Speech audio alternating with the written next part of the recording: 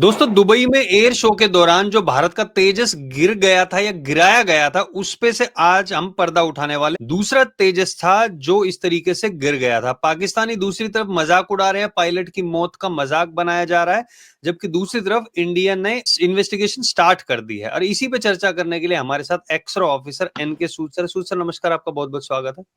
नमस्कार, बहुत-बहुत शुक्रिया आपका। सूद सर, तेजस अपना वहां पे गया हुआ था दुबई में एयर शो के दौरान। पहले भी एयर शो हुए हैं, उसमें भी तेजस ने हिस्सा लिया था, 2021 में भी हिस्सा लिया था।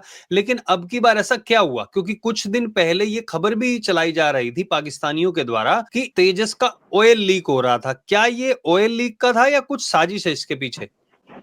देखिए, ऑयल लीक का कोई केस नहीं था, वहाँ पे कुछ बात चल रही थी, लेकिन ये पाकिस्तान वाले तो हमेशा उल्टी-सीधी बातें करते हैं। और देखिए, जो पायलट वहाँ पे इजेक्ट नहीं कर पाया, एकदम हो गया कि एक क्रैश हो गया प्लेन।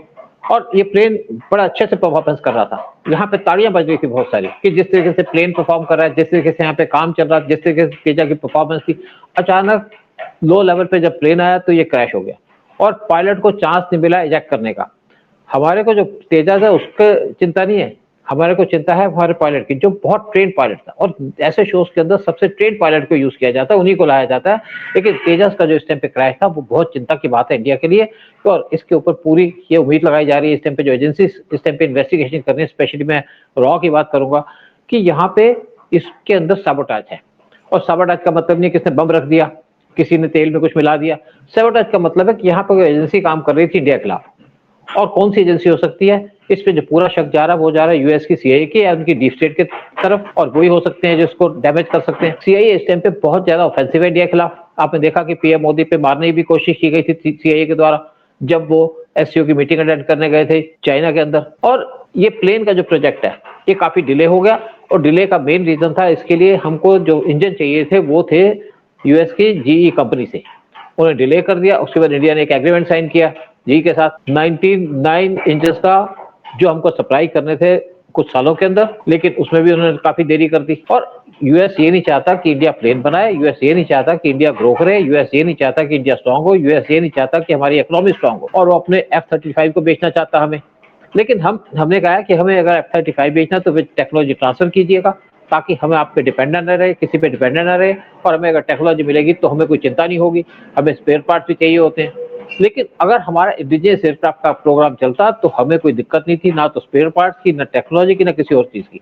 साथ में जब देखा कि इंडिया को जी की कंपनी, उन्होंने कहा हमारे पास इशू है यहाँ पे सप्लाई चेन का। इशू सप्लाई चेन का नहीं था, इशू था यूएस हमको इंजन डिले कर रहा है, स्पेशली उनकी जो गवर्नमेंट है वो डिले कर रही है। और एक और रीजन है कि इंडिया ने एक एग्रीमेंट साइन कर लिया था साफरान के साथ, जो फ्रेंच कंपनी है इंजन बनाने के लिए। और उनके साथ 1100 इंजन का एग्रीमेंट साइन किया गया $7.4 बिलियन के लिए। यानी कि तेजस और तेजस मार्क टू, साथ में कुछ और फाइटर जेट्स और हेलीकॉप्टर्स, उनके लिए भी एग्रीमेंट साइन किया गया इंजन लेने का सैफरन के द्वारा। और इंडिया साथ में कोशिश कर रहा है कि इंडिया फाइटर जेट ले SU-57 रशिया से। जब पुतिन इंडिया के अंदर आएंगे तो इसके ऊपर बात की जाएगी। तो यहाँ पे पूरी की पूरी जो एक उम्मीद लगाई जा रही है कि यहाँ इसको जानबूझ के अमेरिका ने सैबोटाज किया। और आजकल सैबोटाज का दूसरा तरीका है, यानी कि आप प्लेन के अंदर कोई बम नहीं रखेंगे, लेकिन सैटेलाइट के थ्रू इनके सिस्टम को जैम कर दिया जाता है। और स्पेशली उस टाइम पे जब प्लेन टेक ऑफ करता है या प्लेन जमीन के आसपास होता है, तो यहाँ पे भी इसी चीज की उम्मीद लगाई जा रही है कि इस टाइम पे जो पूरा का पूरा काम किया गया यूएस की सीआईए के द्वारा किया गया, डीप स्टेट के द्वारा किया गया। आपने देखा कि किस तरीके से हमें यूएस नुकसान पहुंचाने की कोशिश कर रहा है। बांग्लादेश के अंदर जो इंडिया की प्रो इंडिया गवर्नमेंट थी शेख हसीना की, उसको हटा दिया वो करके। इसी तरीके से नेपाल के अंदर डिमॉन्स्ट्रेशन कराई गई जी के द्वारा। इसी तरीके से इंडिया के अंदर बहुत सी चीजें की गई ताकि हमें नुकसान पहुंचे, हमारे देश को नुकसान पहुंचे, हमारी इकोनॉमी और हमारी डिफेंस को नुकसान पहुंचे।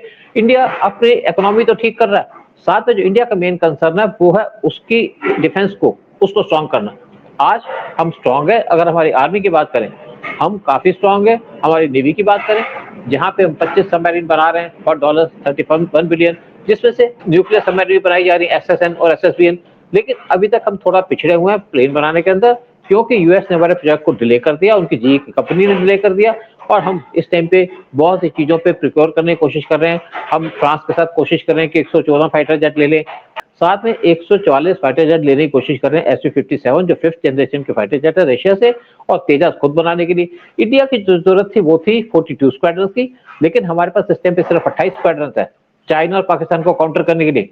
और इंडियन एयरफोर्स का जो प्लान है वो है 60 स्क्वाड्रन बनाने का उसको इंक्रीज कर दिया, क्योंकि इस टाइम पे बहुत ज्यादा डेंजर है हमको, पाकिस्तान की तरफ से, चाइना की तरफ से, टर्की की तरफ से, इवन बांग्लादेश की तरफ से।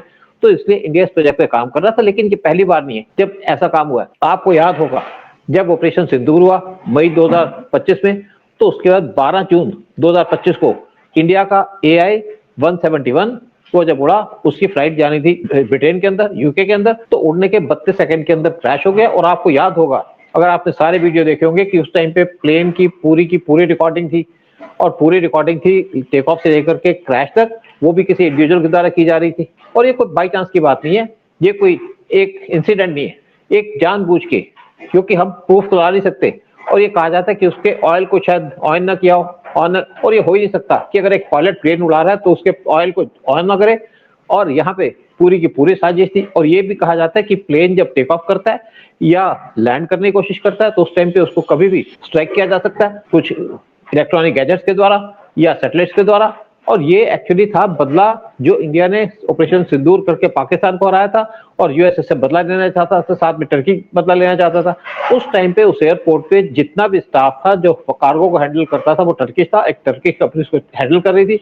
और टर्किश कंपनी का जो हेड था वो था एर्डोगन, जो टर्किश के प्रेसिडेंट है, उनकी लड़की की वो कंपनी थी।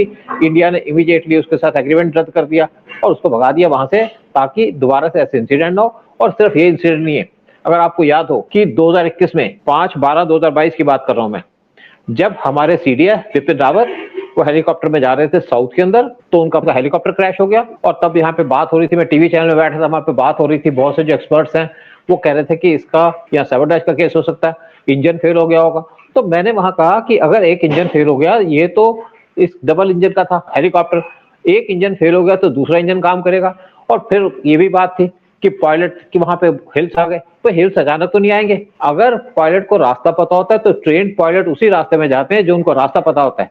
और यहाँ पे ऐसे भी इंसिडेंट कोई नहीं है कि यहाँ पे अचानक से हिल आ गया, अचानक बादल आ गए।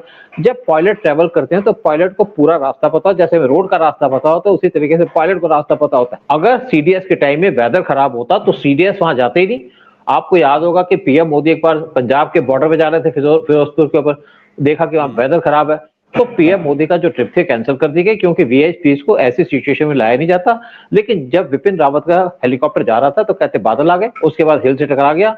लेकिन उस टाइम पे जो पूरी, और पायलट कुछ कह नहीं पाया, कुछ कर नहीं पाया, क्योंकि उसको उम्मीद थी कि सारा का सारा जो काम किया गया सैटेलाइट के द्वारा किया गया, सिस्टम को जैम कर दिया और प्लेन क्रैश हो, हेलीकॉप्टर क्रैश हो गया। कि एक बात करता हूँ कि 2020 की बात है, ताइवान के एयरफोर्स के चीफ वो जा रहे थे हेलीकॉप्टर में हिल एरिया के अंदर, वहां जाते जाते इमीडिएटली उनका हेलीकॉप्टर क्रैश हो गया। 5 लोग थे जो सारे के सारे मारे गए। उस टाइम पे भी ये कहा गया था कि इनके हेलीकॉप्टर को जैम कर दिया गया चाइनीज के द्वारा, क्योंकि बहुत बहुत ज्यादा ऑफेंसिव थे चाइना के खिलाफ। और मैं आपको एक और बात बता दूं कि ऐसी चीजें होती रहती हैं। और आज पिछले कुछ साल से आपने देखा होगा, जब ऑपरेशन सिंदूर हुआ तो उस टाइम पे सिर्फ हेलीकॉप्टर या प्लेन्स नहीं गए या मिसाइल नहीं गई, उस टाइम पे जो पूरा का पूरा कंट्रोल किया जा रहा था वो किया जा रहा था सैटेलाइट्स के द्वारा। और ये पूरा कंट्रोल था, यानी कि एक टेक्निकल टाइप का वार था जो इंडिया और पाकिस्तान के बीच में लड़ा जा रहा था। लेकिन इस हेलीकॉप्टर के क्रैश होने से, प्लेन के क्रैश होने से फर्क किसको पड़ा? फर्क पड़ा तेजा के प्रोग्राम को, क्योंकि तेजस बहुत सी कंट्री को बेचने का काम चल रहा था। और दूसरी तरफ पड़ा हमारे इंडिजिनस प्रोग्राम को, क्योंकि हम तेजस बना करके अपनी एयरफोर्स को स्ट्रॉन्ग करने वाले थे। और इससे वो जो प्रोजेक्ट है वो भी डिले हो गया, और ज्यादा डिले हो जाएगा बहुत से रीजन में, क्योंकि यहाँ पे इंक्वायरी आएगी। लेकिन एक बात बता दूं कि इंक्वायरी के अंदर कुछ नहीं मिलेगा, क्योंकि जिस तरीके से काम किए जाते हैं, यानी कि जो इंटेलिजेंस एजेंसीज काम करती है या जिस तरीके से ये काम करते हैं मार किसी का मर्डर का, वहां भी कुछ नहीं मिलता। सोल्यूशन क्या है कि ऐसे तो कोई भी आगे मारता जाएगा और हम कुछ नहीं कर पाएंगे। आप मुझे बताइए कि जब मोदी को मारने की कोशिश की गई, क्या पता नहीं हमारी एजेंसी को किसने मारा है? क्या आपने कोई प्रोटेस्ट किया अमेरिका के साथ? और इसी तरीके से आपको याद होगा 11 जनवरी 1966 को हमारे प्राइम मिनिस्टर लाल बहादुर शास्त्री का मर्डर किया गया था, जब वो ताशकंद के अंदर थे। और ये भी उसमें पता चल गया कि इसके अंदर पूरा सीआईए का हाथ था, और सीआईए के जो ऑफिसर्स हैं उन्होंने कबूल भी किया। लेकिन हम कुछ नहीं कर सकते, हम कोई प्रोटेस्ट नहीं कर सकते। इसी तरीके से इंदिरा गांधी का मर्डर किया गया था, पता था कि इसके पीछे आईएसआई है और इसके पीछे सीआईए का भी हाथ है, क्योंकि आईएसएस के पीछे सीआईएस भी होती है, सीआईए भी होती है। लेकिन उसके बाद पाकिस्तान के प्रेसिडेंट जनरल जियाउल हक, उनका मर्डर हो गया था कुछ साल बाद। और वो एक प्लेन से उड़ रहे थे उनके एयरपोर्ट से, तो उनके साथ अमेरिका के एम्बेसडर भी थे। वहां पे मिसाइल मार दी गई। जो शोल्डर फायर मिसाइल है उसको यूज किया गया, और जहां तक मुझे पता है, जहां तक मेरे पास इंफॉर्मेशन है कि वो काम किया था इंडिया ने बदला लेने के लिए पाकिस्तान से, उनके प्रेसिडेंट को मारने का, क्योंकि इंदिरा गांधी का मर्डर किया गया था। लेकिन ना तो पाकिस्तान ने प्रोटेस्ट किया, ना अमेरिका ने प्रोटेस्ट किया, ना जब हमारे लोग मारे गए तो हमने प्रोटेस्ट किया, क्योंकि इसमें प्रोटेस्ट नहीं हो सकता। सिर्फ हमें प्रिकॉशन लेनी पड़ती है, क्योंकि अगर विदाउट प्रूफ हम किसी को चार्ज करेंगे तो मुश्किल हो सकती है। राइट। चलिए देखते हैं कि भारत अब किस तरीके से पीछे से बदला लेता है, क्योंकि आमने सामने का तो प्रोटेस्ट नहीं हो सकता। कैसे बदला लेता है, किन लोगों को मारा जाएगा, इसका बदला लेने के लिए वो तो न्यूज में आ ही जाएगा, पता चल ही जाएगा। आप लोगों से ही पूछना चाहते हैं जो देख रहे हैं कि आपको क्या लगता है कि ये सबोटाज है या फिर ये एक नॉर्मल एक्सीडेंट था। कमेंट सेक्शन में जरूर लिखिए। इस वीडियो को लाइक और शेयर जरूर करें सब लोगों के साथ, और जो नए लोग जुड़े हैं वो हमारे चैनल को सब्सक्राइब करें। बहुत बहुत धन्यवाद सूद सर आने के लिए, सारी जानकारी देने के लिए आपका। जय हिंद, जय भारत। बहुत बहुत शुक्रिया। जय जय भारत।